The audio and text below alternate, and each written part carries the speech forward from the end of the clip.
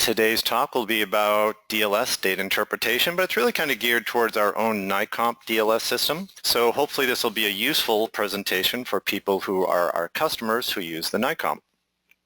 We're going to be talking about DLS today. This is just a slide to show the basic components of a DLS system. We have a light source which is focused into the sample sitting here. These particles are moving due to Brownian motion. That creates some scattered light, which ends up on a detector at some angle. This scattered light then is used to build this autocorrelation function, and from the autocorrelation function we calculate the results. The particles move due to Brownian motion, so small particles scatter very quickly and there's a very fast change in the light scattering intensity, and large particles scatter more slowly, which creates a slower change in the frequency of the scattered light. So what we're going to do is dig out this information that comes from the time component of the scattered light. We were looking at how light fluctuations change as a function of time. Now this is not a DLS theory review, but we're going to be looking at correlation functions, so just a quick review of what's in that correlation function. What we're looking at is this light intensity and how it changes as a function of time. So the correlation function is kind of the net scattered light, IS, which fluctuates in time as shown in the previous slide, depending on the size of the particles. Now the C of t is used to study the correlation or the similarity between this value of IS at a given time and then at some other time in the recent past. So what we're going to do is look at this light scattering fluctuations as a function of time. What we see here is how this changes for a single size particle collection. So if all the particles were a single size, this would be a fairly easy solution to this equation, as you see here. But what we really have is a distribution of particles. And for distribution of particles, this is the form of the equation that we use. And over on the right here, I point out what the variables in the constants are. And one thing that we need to make note of is when you see D here, we often think of diameter of particle, but when we talk about dynamic light scattering, the D is the diffusion coefficient. When we talk about the size of the particle here, we use R for the radius. So what we're going to do from these correlation functions is dig out the diffusion coefficient. And once we have the diffusion coefficient, then we can use the Stokes-Einstein equation showed here to calculate for R the radius of the particles. An important component here is the viscosity of the solvent. And we need to remember that whenever we use this technique, we need to enter the viscosity accurately, because for any error in the viscosity, there will be a proportional error in the calculation of the size. So please remember when you use this tool, always make sure you're using a good value for the viscosity. So these are examples of the correlation function, the function versus tau. And what you see is small particles decay very quickly and larger particles decay more slowly. So these are just kind of conceptual autocorrelation functions for 660 and 600 nanometer particles. And I take this graph from the ISO standard for DLS, which is ISO 22412. And anyone who wants a more in-depth theoretical description of dynamic light scattering, this would be a very good place to look if you'd like to investigate this technique into more depth. So this is the theoretical correlation functions for different size particles. What I'm going to show you now is what do these functions look like in the NICOMP software. This is the correlation function for a very small particle. This is 3 nanometer lysozyme. And what we see here, what we want to look at is the scale here. This is the scale is going from 1 to 32 on the x-axis. And we see here it has completely decayed. And the other thing I want to point out is the channel width. The channel width is set within the software. This is the screen in the NICOMP software. You can either click here and say auto set the channel width, and the usual default value is 10 microseconds. You see here this is 0.5 microseconds. I altered this because I knew these were very small particles, and you reduce the channel width to measure smaller size particles. So make note here of the channel width and the x-axis here. So this is the correlation function for 3 nanometer lysozyme. Here's a correlation function for 90 nanometer polystyrene latex, and here you see the channel width is 10 microseconds, and the x-axis scale goes from 10 to 640. And then as we look at larger particles, the channel width was auto set to 23 microseconds, and the x-axis scale goes from 23 to 1472. So when we start talking about is it good or bad data with dynamic light scattering, the first place we look to investigate the quality of the data is to look at the correlation function. And we should just know how to look at these functions and understand how this indicates what was going on with the measurements. So here's our primary results. And what I'm going to do is just go through what do all these numbers mean, the numbers shown both here and in this direction. Up here it tells us this is the intensity weighted Gaussian distribution. two kinds of distributions, Gaussian versus NICOMP, which we will define in a moment, and then intensity, volume, and number distribution, which we will also describe. But the fundamental calculated result from dynamic light scattering is the intensity-weighted Gaussian distribution. This is your fundamental answer, the mean diameter. Now let's start taking a closer look at all of these numbers and just what they mean. In order to understand these, we do need to know a little something about statistics. So a Gaussian distribution is a normal distribution, which is smooth and can be completely defined by two numbers, the mean and some calculated value for the width, often the standard deviation. So remember, the standard deviation means if we go plus and minus 1 standard deviation from the mean, we have then incorporated 68% of the total distribution. And if we go plus or minus 2 standard deviations, that includes 95% of the entire distribution. So we can define the width of the distribution using some number like the standard deviation, but we can also make a calculation of the coefficient of variation, which is that standard deviation divided by the mean, and this is also a calculated result we will be using when using dynamic light scattering. This mean diameter is the most important answer. This is also called the X-bar DLS result in the ISO standard, and it's called X-bar. It goes back to, this was a Kurt Leshonsky thing, who happens to have been a German gentleman, and the Germans kind of drove home on all ISO standards. We call the diameter X, and the X-axis on all size results are marked as X. No one in the world but the Germans use X, so the rest of us use other values.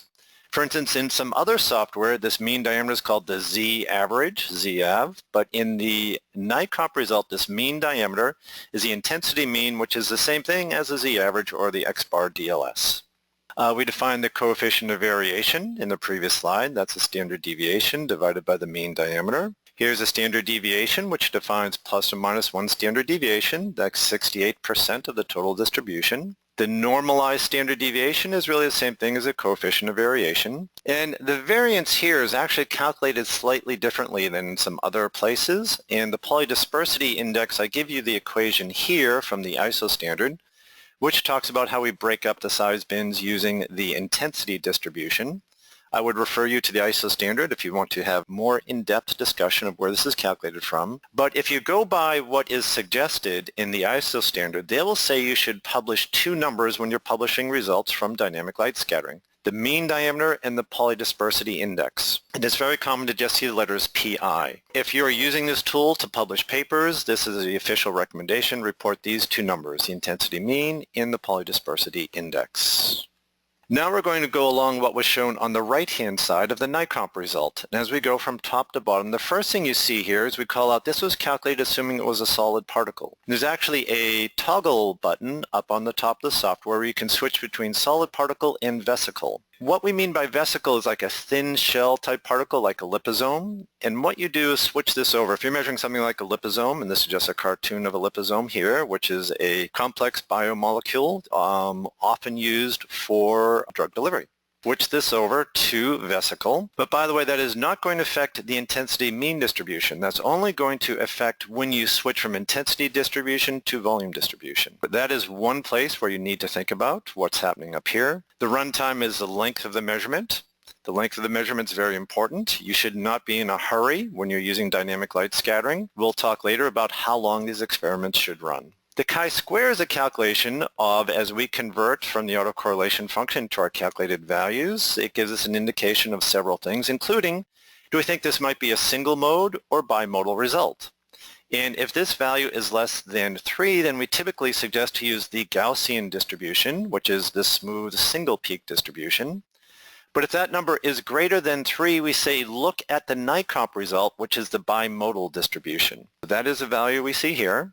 We see that there was 0 auto baseline adjust. If we have some dirt in the particles or some contaminations or large particles, that will influence our results tremendously. And what we have to do sometimes is make an adjustment to that baseline. And what we see here is this was a fairly clean sample. No adjustment was made to the baseline. We use the second channel in the correlation function and all of the rest of them. We ignore the first channel, but we look at the first channel just to tell us, did we have enough scattering to really have enough information to build a good correlation function? So as we look at the number 1 channel data, usually we want to see a number up here like 355 looks good. And a high value here implies we basically have enough statistics to have built up a good correlation function. This is the diffusion coefficient. This is the D that we noted in the Stokes-Einstein equation. This is the intensity-weighted diffusion coefficient. Sometimes people look at diffusion coefficients rather than particle size. Those are usually people who are more theoretical, but this is a diffusion coefficient if you'd like to report that. The primary result from dynamic light scattering is the intensity distribution, but you can convert it to the volume or to the number distribution. And I just want to talk now about the differences between these distributions. So the intensity is what is primarily measured using dynamic light scattering. But if we want to look at the difference between volume and number distribution, if we had these three particles that were 10, 20, and 30 microns, and we said, what's the mean size? You'd immediately think it's 20, but that's true on a number basis. But if we took the total volume of all these particles and then calculated the volume mean of this distribution, it'd be 27 microns. So we can convert from an intensity to volume or number, but I never really suggest you report these numbers. The only time I really do these conversions is if I need to compare the DLS result to another technique. And if I'm comparing my dynamic light scattering result to like a laser diffraction result, which is built up on a volumetric basis, then you can convert this to volume and you can better compare those results. Or if someone is comparing the DLS result to a value from a microscopy technique, such as scanning electron microscopy, you could convert that to the number distribution and then those numbers would compare better. But these conversions are only really accurate if you have a simple unimodal distribution. If you have a complex distribution or bimodal, don't put too much faith in these conversions. The way this always works is the intensity mean distribution is the largest, the volume is slightly smaller, and the number distribution is the smallest. So this just shows you for the same sample, as we look at it going from 192 down to 147 to 81, this is all the same sample, just reporting the mean diameter based on intensity, volume, or number. But I only recommend doing this when comparing results to another technique. Another group of results presented with dynamic light scattering is these percentile distributions. So some people like to think of distributions as what is the D10, D50, and D90. 90% of the particles are below the D90, that's the value you see here. 50% are below the D50, which is the median. 50% are above and below this value. And 10% of the particles are below the D10. But what if in your particular application you wanted something like what's the D80? 80% of the particles are below what diameter? This is in the NICOMP software where you can enter that value and then include that in these calculations. So we can also report this on a basis of these percentile diameters. After we've completed the experiment, you can print out various results. And I'm just going to show you now what these printed results look like. This is where you can go into the print options, and usually we'll use the intensity distribution. And if you decide you want to print the intensity distribution, this is how the result will appear. Here you have your mean diameter, standard deviation. Here's your polydispersity index. These are these percentiles, which I had just defined in the previous slide, and other information about how that measurement was made. If instead of the intensity distribution, you'd like the volume distribution, you just click over there, and then we'll print out the distribution based on the volumetric basis. We can also print out the NICOMP distribution, which I'll discuss in more depth in a few more slides. The NICOMP distribution is what we use when there's more than one peak. And if we click on the NICOMP distribution, we can look at that based on volume, intensity number, or both intensity and volume. If we click on intensity volume here, we'll get the intensity and the volume NICOMP distributions for the sample. Or if we click on the Gaussian and NICOMP are all weighted, here we can see what's the Gaussian distribution in number, volume, and intensity, and what's the NICOMP distribution in those three weightings as well. And on the right-hand side here, we have all those calculated results. So this is just showing you how to select which way you want to report the results when you print this out for sharing with other people. Now, some of the other ways that we can look at the data that was generated is to look at the raw data. The raw data is the autocorrelation function. And we can choose to look at just the correlation function with this print option, or the autocorrelation as well as the raw data by choosing this. So this is two different ways we can share what did the raw data look like for the measurement that we made. In addition, we can look at other ways to plot the quality of the data. And part of what I want to talk about today is, was this good or bad data? With this particular report, we can look at how did the diameter change as a function of time. This is a time history plot. And this is how diameter changes as a function of time based on intensity, volume, and number. And we use this to make sure that we measured for a long enough time that these results have stabilized. Another report we can look at in the NICOMP is the channel error. And this kind of tells us the deviation between the points on the plot and the calculated result, and how did that change as a function of channel numbers in the correlator. This is useful. It's another way we can just tell good from bad data. This can be reviewed and also printed as shown here. If we want to compare multiple results, all we have to do is click on L. I usually click this over to a line graph when I'm comparing results. This is 3 different results. And it's a good idea whenever you're using DLS to look at repeatability. And one of the ways you can test repeatability is just take 3 measurements, plot them, and if you see a nice overlay like this, then we know that it was very repeatable, and then we have more confidence in that result. What if I don't see good repeatability? The first thing I do is look at a longer measurement. Up here we saw how diameter changes as a function of time. Make sure that we measure for long enough that we've achieved stable results. What if I still have issues? Then we might have to look at sample preparation. Sample preparation is a discussion for another day. I'm not going to go into that today. Now I talked about the NICOMP distribution. The NICOMP distribution is basically one of the foundations of our company. The Gaussian result assumes it's a unimodal result. But the NICOMP distribution is another algorithm used to take the raw data and then calculate more than one peak. So this particular sample is actually a mixture of 2 polystyrene latex standards, 100 and 170 nanometers. If we looked at the Gaussian result, we'd just get a value right in the middle. But when we use the NICOMP distribution, then we can dig out the 2 different distributions that made up this sample. Here in this right-hand side, we see a mixture of 150 and 200 nanometer polystyrene latex standards. The Gaussian would give a number right in the middle. But when we use the NICOMP algorithm, then we can split these peaks.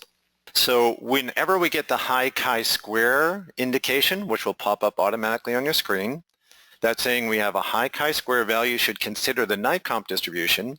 And we use this, which is a non-negative least squares distribution, as opposed to like a cumulance approach, which is used to generate the Gaussian distribution.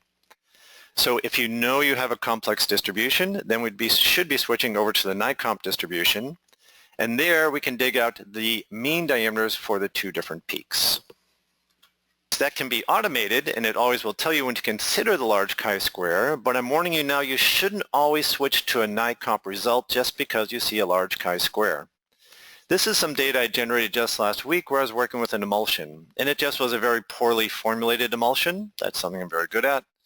And there's no reason to believe this emulsion actually is a bimodal with a peak down at 56 and at 350 nanometers. There's no reason to believe this emulsion is bimodal like that. It's just a broad distribution, and you'll also get a large chi-square warning if you're measuring a very broad distribution.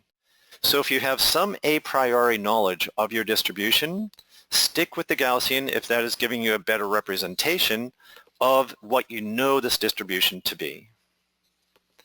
Now let's start looking at how we can tell good from bad data, because you're always going to get a result every time you make a measurement. The first thing we want to look at is it repeatable? And how repeatable should it be? In the ISO standard, it suggests you should do 3 measurements and they shouldn't vary by more than plus or minus 5%. In my humble but very informed opinion, I think that's way too tight for a lot of samples that I measure, especially bimodals, anything that's broad. So I think this is way too tight. In general though, if we're seeing that we don't have repeatable results, as I'd mentioned, the first thing we do is we look at longer analysis times. And here we see the intensity in red, the volume, and the number distribution as a function of time. And one thing to note here is the intensity distribution usually will settle down quickly than the number and the volume. And the reason for that is really kind of the intensity distribution, the width in the intensity distribution keeps changing, even if it's a narrow distribution for a while. And if this width bounces, then that's going to start changing the volume and number distribution quite a bit.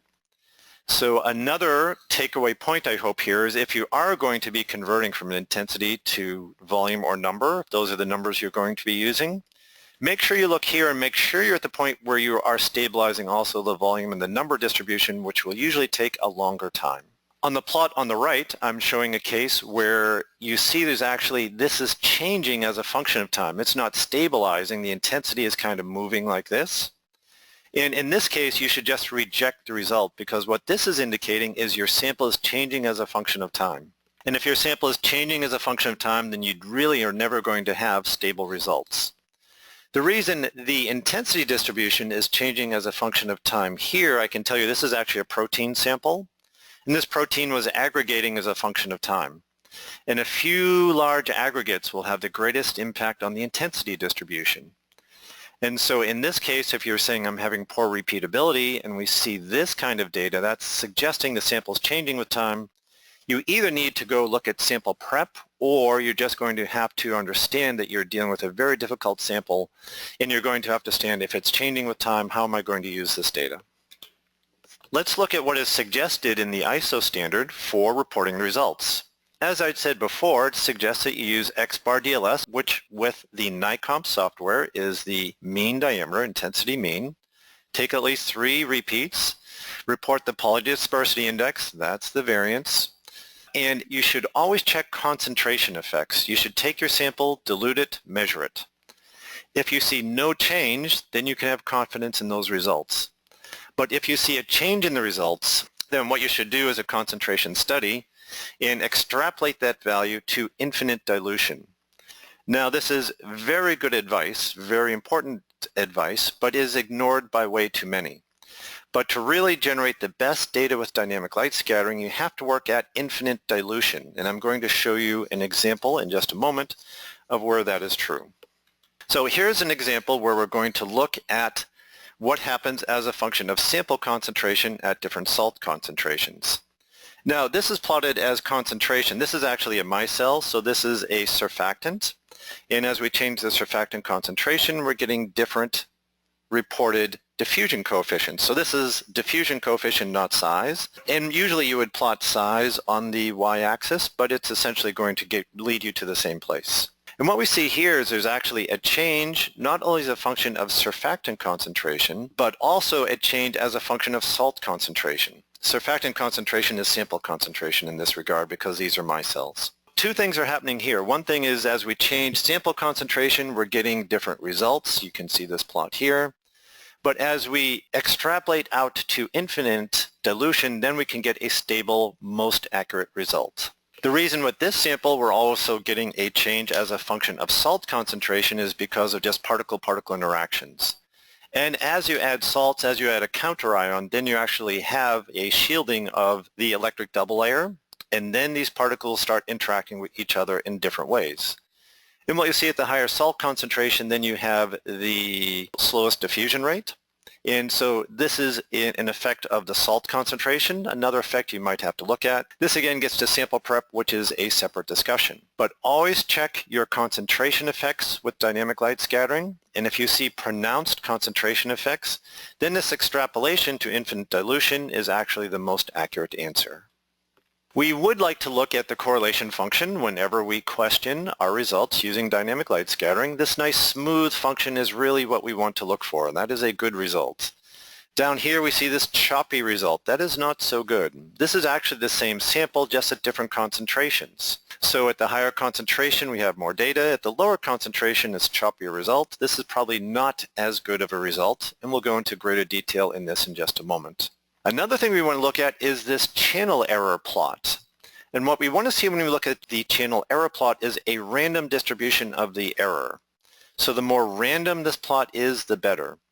When we see something that is decaying or somehow changes in a smooth way, that is an indication of a problem. What this is indicating is we don't have random diffusion of the particles perhaps. So what could cause that? Maybe if the temperature of the sample hadn't stabilized yet, then you're going to see a systematic change in the diffusion rate, and then this isn't going to be a random plot. So when you get results that you're questioning, this is another place you should look.